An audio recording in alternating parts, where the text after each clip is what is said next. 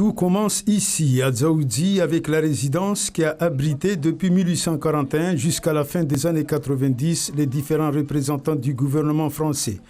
Pour cette classe de 6e, de Mgombani et de CM2 de l'abattoir 3, les élèves ne sont pas prêts d'oublier leur passage à cet endroit historique, même s'ils n'ont pas pu visiter l'intérieur de l'édifice en pleine rénovation.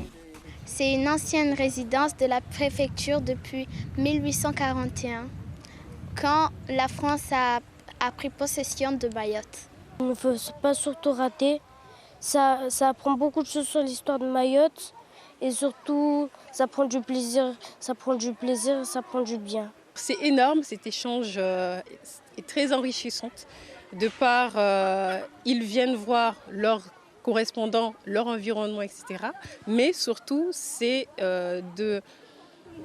d'avoir cet enrichissement historique, l'histoire de Mayotte qu'on avait commencé à aborder en classe, on n'a pas eu le temps de finaliser. Et là, le fait de venir, de voir, de toucher certains bâtiments, etc.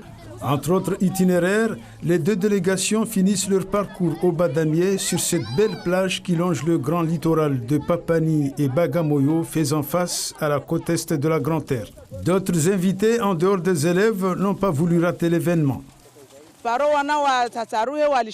En les accompagnant, les enfants sont rassurés et s'épanouissent ensemble. C'est aussi un moyen de les éloigner des mauvaises orientations. C'est très important de les encadrer. Ils s'écrivent, ils rédigent, ils utilisent des outils informatiques. Et comme ils se connaissaient, mais à travers des lettres, il fallait qu'ils se voient, qu'ils discutent et puis qu'ils se racontent et jouer ensemble, danser ensemble. C'est ce qu'on a fait aujourd'hui et ça s'est très bien passé.